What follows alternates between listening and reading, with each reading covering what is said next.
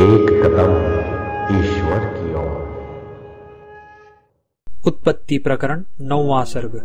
जीवन मुक्ति के लक्षण तथा सर्वात्मता का वर्णन और जगत का प्रलय होने पर अवशिष्ट आत्म स्वरूप का प्रतिपादन। श्री वशिष्ठ जी बोले, हे राम जी, जिनका चित्त निरंतर आत्मा में ही लगा है और आत्मा की प्राप्ति में ही जिनका जीवन व्यापार है, जो नित्य परस्पर आत्मा का ही बोध कराते हुए प्रसन्न होते हैं और उसके विषय में वार्तालाप करते हुए आनंद मग्न होते हैं, केवल ज्ञान साधन श्रवण मनन आदि में ही जिनकी एकतानता है और जो सदा आत्मज्ञान का ही विचार करते हैं, उन महात्माओं की वह जीवन मुक्ति उदित होती है, जो देह छूटने से शुद्ध मुक्ति ही है, अन्य नहीं है। श्री रामचंद्र जी ने कहा, ब्रह्मन, विदेह मुक्त और जीवन मुक्त का लक्षण आप मुझसे कहिए, जिससे कि मैं शास्त्र रूपी नेत्र से उत्पन्न की गई बुद्धि से वैसा ही होने के लिए प्रयत्न करूं। श्री वशिष्ठ जी ने कहा, वत्स श्री रामचंद्र जी, जिन कर्मों का शास्त्र में निषेध नहीं है, उनको करते हुए भी जिस पुरुष का यथास्थित यह विश्व परमार्थ दृष्टि से निवृत्त हो आकाश की नाई शून्य हो जाता है, दर्पण में स्थित नगर की नाई प्रतीत होता हुआ भी है ही नहीं, वह जीवन मुक्त कहा जाता है। जो व्यवहार करता हुआ ही नैव किंचित करोमीति युक्तो मन्येत तत्त्ववित्, इस भगवत वचन के अनुसार जागृत अवस्था में भी सुषुप्त के समान निर्विकार रहता है, बोधनिष्ठता को प्राप्त वह जीवन मुक्त कहा जाता है। जिसकी मुखकांति क्रमशः सुख और दुख में उदित और अस्त नहीं होती, अर्थात जिसकी मुखकांति सुख में विकसित और दुख में म्लान नहीं होती और जो कुछ मिल गया उससे जीवन निर्वाह करता है, वह जीवन मुक्त कहा जाता है। जो निर्विकार आत्मा में सुषुप्त के समान स्थित रहता हुआ भी अविद्या रूपी निद्रा का विनाश होने से आत्मा में सदा जागरूक रहता है, देह इंद्रिय आदि का बाध हो जाने से इंद्रियों द्वारा पदार्थों की प्रतीति रूपी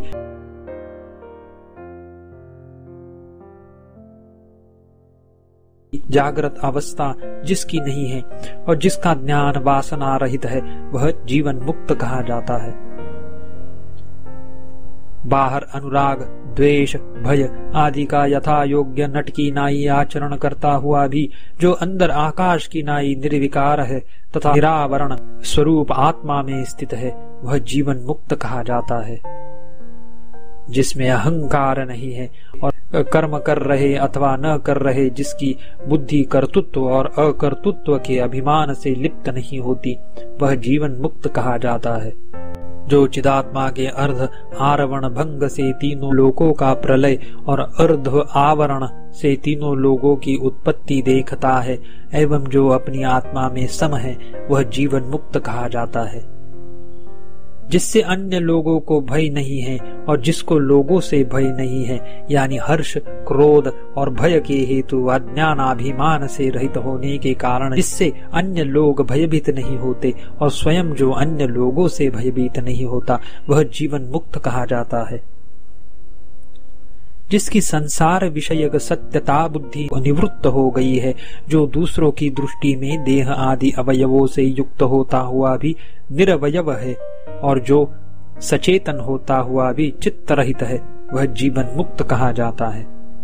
राग आदि के विषय पदार्थों में भी पूर्णात्मा यानी आत्मबुद्धि होकर जो पुरुष संपूर्ण पदार्थों में व्यवहार करता हुआ भी राग आदि ताप को प्राप्त नहीं होता, वह जीवन मुक्त है।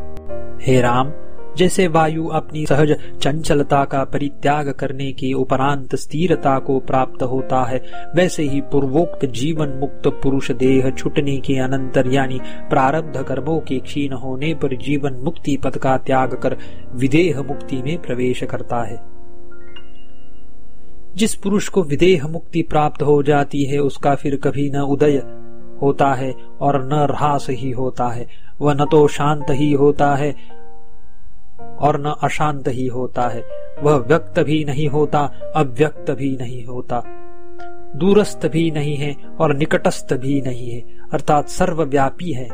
वह आत्मरूप नहीं है, यह भी नहीं कह सकते, अर्थात वह आत्म रूप ही है और आत्मा से भिन्न देह, इंद्रिय आदि रूप नहीं है, यह भी नहीं कह सकते, क्योंकि सर्वस्वरूप होने से सब कुछ वही है। वही सूर्य बनकर जगत को प्रकाश और धूप देता है, विष्णु बनकर सबका पालन पोषण करता है, रुद्र बनकर सबका संहार करता है और ब्रह्मा बनकर विविध सृष्टियां करता है। वही आकाश बनकर वायु स्कंधों को तथा ऋषि यानी ऊपर स्थित 49 वायु रूप स्तरों को तथा ऋषि, देव और असुरों को धारण करता है। वही सुमेरु और हिमालय बनकर इंद्र आदि लोकपालों को धारण करता है। वही भूमि बनकर कभी विच्छिन्न न होने वाली इस जन मर्यादा की रक्षा करता है और वही तिनके, झाड़ियां और लताएं बनकर विविध फल देता है। वही जल और अग्नि का आकार धारण कर बरसता है और जलता है। वही चंद्रमा बनकर अमृत बरसाता है, हलाहल विष बनकर मृत्यु पैदा करता है। वही प्रकाश बनकर दिशाओं को प्रकाशित करता है और तम बनकर अंधकार को फैलाता है।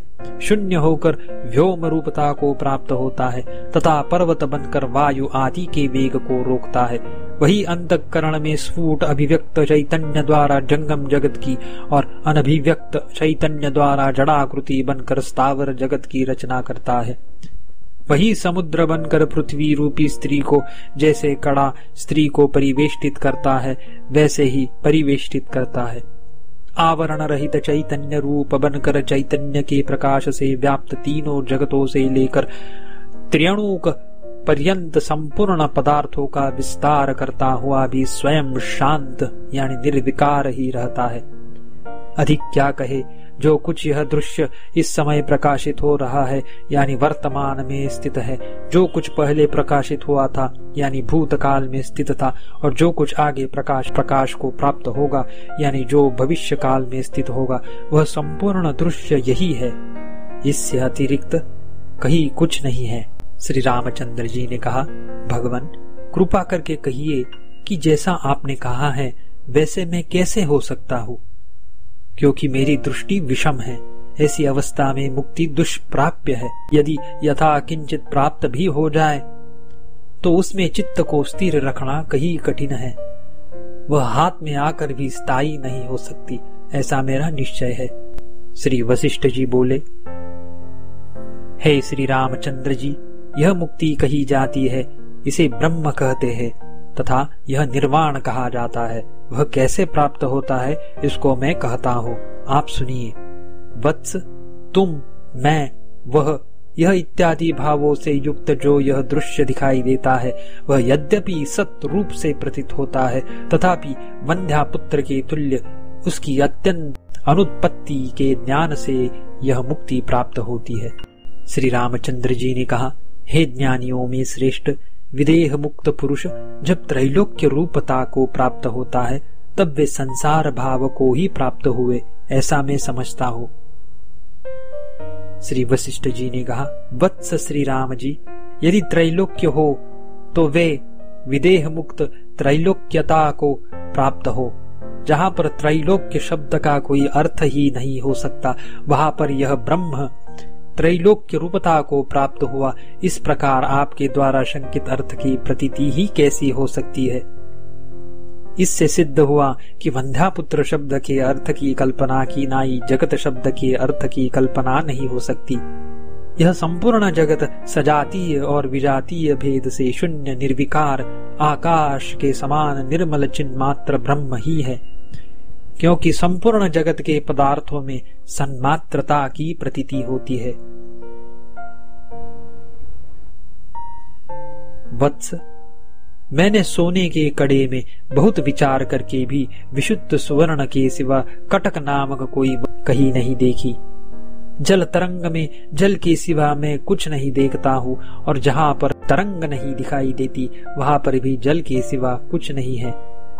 भाव यह है कि जल की चाहे तरंगावस्था हो चाहे अंतरंगावस्था हो, दोनों जल के सिवा अन्य कुछ वस्तु नहीं है। वायु से भिन्न स्पंदत्व नाम की कोई वस्तु कभी कहीं पर नहीं देखी गई। स्पंद यानी वायु की गति सदा वायु रूप ही है। इसलिए ब्रह्म से जगत अतिरिक्त नहीं है, किंतु ब्रह्म रूप ही है। जैसे आकाश में शून्यत्व मरुभूमि में ताप ही जल और अप्रकाश तेज रूप है, वैसे ही त्रैलोक्य ब्रह्म ही है। श्री रामचंद्र जी ने कहा, मुनिवर, जिस युक्ति से दृश्यमान जगत के बाध द्वारा मुक्ति प्राप्त हो, उस उत्तम युक्ति का मुझे उपदेश दीजिए। परस्पर एक संख्या में प्राप्त हुए यानी बाध के अवधि रूप से अवशिष्ट स्वप्रकाश आत्मभाव को प्राप्त हुए दृष्टा और दृश्य में द्वितीयता के अभाव से स्थिर होने पर निर्वाण शेष रहती है। इसीलिए जिससे दृश्य जगत का अत्यंत अभाव हो और जगत का बाध होने पर कूटस्थ ब्रह्म का ही बोध हो, उस उपाय को मुझसे कहिए। उक्त बात किस युक्ति से ज्ञात होती है और कैसे स्थिर होती है मुनि श्रेष्ठ, इसके स्थिर होने पर फिर कुछ भी साध्य शेष नहीं रहता। श्री वशिष्ठ जी ने कहा, वत्स श्री राम जी, चिरकाल से बद्ध मूल यह अज्ञान रूपी विसूचिका विचार रूपी मंत्र से समूल नष्ट हो जाती है, इसमें तनिक भी संदेह नहीं है। कोई चाहे कि मैं तुरंत एक क्षण में इसे नष्ट कर दूं, तो उसका वैसा चाहना ठीक नहीं, क्योंकि एक क्षण में शीघ्र इसका नाश होना कठिन ही नहीं असंभव है। जैसे कि पर्वत शिखर पर चढ़े हुए पुरुष के लिए जिसके चारों ओर से नीचे गिरना तुल्य ही है, ऐसे पर्वत में एक ही समय में चढ़ना और उतरना कठिन ही नहीं असंभव है, वैसा ही यहाँ पर भी समझना चाहिए। अतएव आपकी यह जगत भ्रांति पुनः पुनः अभ्यास से, युक्तियों से तथा दृष्टांतों द्वारा जैसे शांत हो जाए, वैसे मैं कहता हूँ, आप सुनिए। हे श्री रामचंद्र जी, आपको बोध की प्राप्ति होने के लिए जिस आख्यायिका को कहूंगा, हे सज्जन शिरोमणि, उसको यदि आप सुनेंगे तो ज्ञानी होकर अवश्य मुक्त ही हो जाएंगे, इसमें कुछ भी संदेह नहीं है। प्रलयाख्यायिका के अनंतर मैं आपसे जगत की उत्पत्ति क्रम कहूंगा। हे राम जी, जो जो उत्पन्न होता है वही मुक्त होता है, अर्थात बंध शून्य स्वरूप से स्थित होता है। उत्पत्ति प्रकरण यानी जगदुत्पत्ति क्रम, वह निर्विकार ब्रह्म ही जिसका आदान है, ऐसा जगत विवर्त ही है, ऐसा फलित होता है। इस प्रकार बंध के मिथ्या होने पर मोक्ष स्वतः सिद्ध ठहरा, यही उत्पत्ति प्रकरण के वर्णन का अभिप्राय है।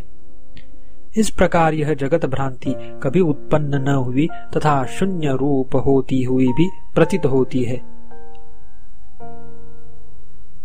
इस उत्पत्ति प्रकरण में अब यही मैं आपसे कहूंगा। विविध प्रकार की वस्तुओं में परिपूर्ण तथा देवता, असुर, किन्नर आदि से अधिष्ठित संपूर्ण जो कुछ भी यह सचराचर जगत दिखलाई देता है, वह रुद्र आदि का भी तिरोधान करने वाले महाप्रलय में असद एवं अदृश्य स्वरूप होकर न मालूम कहाँ चला जाता है, विनष्ट हो जाता है। उसके अनंतर नाम और रूप से रहित शांत गंभीर केवल सत ही अवशिष्ट रहता है, जो अनंत रूप से स्थित है। वह न तेज है और न व्याप्त अंधकार ही है, न वह शून्य ही है, न आकारवान ही है, न दृश्य है, न दर्शन है, और न भूत भौतिक पदार्थ समूह ही है। नाम रहित होने से वह अव्यपदेश स्वरूप है, उसके यानी उसके स्वरूप का निर्वचन नहीं किया जा सकता, और पूर्ण से भी पूर्णतर आकार वाला है। न वह व्यक्त है न अव्यक्त है, न व्यक्ताव्यक्त है, न वह काल संबंध ही है और न काल संबंधवान ही है। वह दृश्य शून्य चिन्मात्र अनंत अजर शिव आदि मध्य और अंत से रहित कारण शून्य और निर्दोष है, जिसमें यह संपूर्ण जगत चित्र भ्रांति आदि में देखे गए मुक्तामय हंस की नाई प्रस्फुरित हुआ है, और जो व्यक्त और अव्यक्त दोनों अवस्थाओं में अनुगत है, वह केवल रूप देव अध्यारोप दृष्टि से जगद रूप है और अपवाद दृष्टि से जगद रूप नहीं है। जिसके न कान है, न जीभ है, न नासिका है, न त्वचा है और न नेत्र है, फिर भी वह सदा सभी जगह सुनता है, स्वाद लेता है, सूंघता है, छूता है और देखता है। जिस प्रकाश से पूर्वोक्त सद और असद्रूप प्रपंच दिखाई देता है, वह चैतन्य रूप आलोक भी वही है। अज्ञान के रहने पर विविध सृष्टियां करने वाला वही है और अज्ञान की निवृत्ति होने पर आदि और अंत से शून्य स्वरूप को पाकर चित प्रकाश स्वरूप भी वही है। जैसे योगी खेचरी मुद्रा में दो भौहों के बीच में दृष्टि रखने पर अर्धोन्मिलित नेत्र से दृश्य भौहों के मध्य में नेत्रों की काली पुतली को लगाकर अस्फुट होने के कारण सदा आभास रूप जगत को देखते हैं, वैसे ही जो आकाश रूप सदाभास स्वरूप को देखता है वह भी सद्रूप ही है। जैसे खरगोश के सिंह कोई कारण नहीं है, वैसे जिस सर्वव्यापक का कोई दूसरा कारण नहीं है, और जैसा जल का तरंग समूह कार्य है, वैसे ही जिस सर्व कारण का यह जगत कार्य है। सामान्य रूप से सभी जगह दैदीप्यमान परंतु अंतःकरण में आवरण शून्य होने के कारण सदा विशेष अभिव्यक्ति द्वारा दैदीप्यमान और विद्यमान जिस चिन्मात्र रूपी दीपक की दीप्ति से तीनों जगत प्रकाशित होते हैं, ये प्रकाशमय सूर्य आदि भी जिसके बिना अंधकार सदृश है और जिसके रहने पर ही तीनों जगत रूपी मृग तृष्णाएं प्रवृत्त होती है। जैसे रात में जली हुई लकड़ी को घुमाने पर चक्राकार दिख पड़ती है, वैसे ही इसके मनोभाव को प्राप्त होने से विक्षोभ युक्त होने पर यह जगत शोभा उदित हो जाती है, और प्रत्यकत्व को प्राप्त होने से निस्पंद यानी विक्षोभ रहित होने पर जगत शोभा उदित नहीं होती। जगत की सृष्टि और संहार जिसके विलास है, जो महान सर्वव्यापक और स्पंद स्वरूप तथा अस्पंद स्वरूप है, एवं जिसका पारमार्थिक स्वरूप निर्मल और अक्षय है, वायु की स्पंदमयी और अस्पंदमयी सर्वगामिनी सत्ता की नाई जिसकी स्पंदमयी और अस्पंदमयी सर्वगामिनी सत्ता व्यवहार वश नाम से ही भिन्न सी है, वस्तुतः भिन्न नहीं है। भाव यह कि पूर्वोक्त स्पंद और अस्पंद सद्रूपता और पूर्णता रूप ही है, उससे अतिरिक्त जो अन्यथा भाव है उसकी विवर्तवश जनित सत्ता केवल नाम से ही भिन्न है, वस्तुतः भिन्न नहीं है। जो सदा ही जागा रहता है, जो सदा ही सोया रहता है, और जो सभी जगह सदा न सोया रहता है और न जागा रहता है, जिसका अस्पंद स्वरूप शिव और शांत यानी परम मंगलमय है, और जिसका स्पंद स्वरूप शिव और शांत यानी परम मंगलमय है, और जिसका स्पंद स्वरूप तीनों जगतों की स्थिति है, यो स्पंद और अस्पंद का विलास ही जिसका स्वरूप है, जो एक अद्वितीय और परिपूर्ण स्वरूप है। जैसे पुष्पों में सुगंधि सार है, वैसे ही संपूर्ण विनाशी पदार्थों में जो सार रूप से स्थित है। विनाशी पदार्थों का विनाश होने पर भी जो अविनाशी स्वरूप से स्थित रहता है, संपूर्ण वस्तुओं का प्रत्यक्ष करने वाली वृत्तियों में प्रकाश रूप से स्थित होता हुआ भी शुक्ल वस्त्र में स्थित शुक्लता की नाई वृत्ति विषयत्व रूप से गृहीत नहीं होता। जो वाग आदि इंद्रियों से रहित होने के कारण मुख के सदृश होता हुआ भी संपूर्ण वाणियों की प्रवृत्ति में कारण होने से मुख नहीं है। जो मन रूपी विकार से रहित होने के कारण पाषाण के तुल्य होता हुआ भी मनता यानी मनन क्रियाकारी है। जो नित्य तृप्त होता हुआ भी भक्षण करता है, जो क्रियातीत होता हुआ भी करता है, अंग रहित होने पर भी संपूर्ण लोगों के अंग ही जिसके अंग है। अतएव जिसकी हजारों भुजाएं हैं और हजारों नेत्र आदि हैं, जिसके शरीर का कुछ भी गठन नहीं है, फिर भी जिसने इस जगत को व्याप्त कर रखा है, जो इंद्रिय बल से विहीन है फिर भी संपूर्ण इंद्रिय व्यापार करता है, जो मनन शून्य है फिर भी ये प्रसिद्ध जगत ध्रुव कारिगारियां जिसकी कृतियां हैं, जो कि मन के बिना नहीं हो सकती, जिसके अदर्शन से भ्रमजनित संसार रूपी सर्प की भीतियां होती है, जिसका साक्षात्कार होने पर संपूर्ण भव भीतियां चारों दिशाओं में भाग जाती है।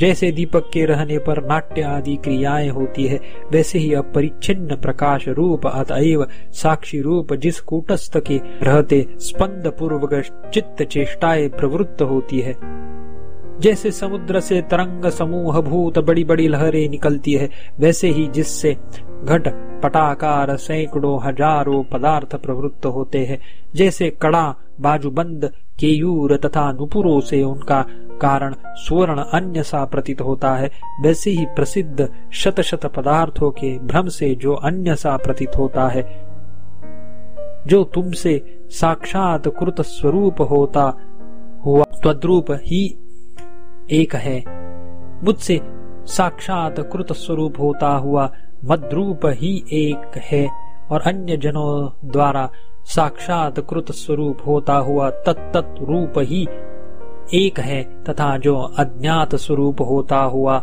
न त्वद्रूप है, न मद्रूप है और न अन्य जन रूप है। जैसे जल में क्षण में नष्ट होने वाली तरंगों की पंक्ति स्फुरित होती है, वैसे ही जिससे अनन्य होती हुई भी अन्य सी, पृथक न होती हुई भी पृथक सी, प्रथमतः सिद्ध हुई भी उत्पन्न हुई सी, यह विनाशशील दृश्य परंपरा स्फुरित होती है, जिससे काल के छह भाव विकार, दृश्य की दृश्यता तथा इष्ट प्राप्ति एवं अनिष्ट परिहार विषयक विविध मनोरथ होते हैं। ये तीन जिसकी दीप्ति से जगत के प्रकाश रूप ही है, उससे अन्य कुछ नहीं है। हे राम, आप क्रिया रूप रस गंध शब्द स्पर्श चेतन को यत् स्वरूप होकर जानते हो, वह चिद्रूप भी वही है, और जिससे जानते हो वह भी वही है।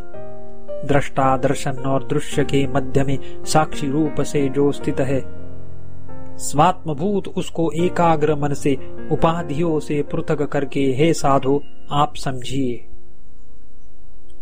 हे श्री राम जी, जन्म और जरा से रहित अनादि नित्य मंगलमय निर्मल अमोघ सबसे वंदनीय अनिंद्य संपूर्ण संबंधों से रहित संपूर्ण कारणों के कारण अनुभव रूपी विश्वात्मक साक्षी रूप जो ब्रह्म है, वही तुम हो। 9वां सर्ग समाप्त।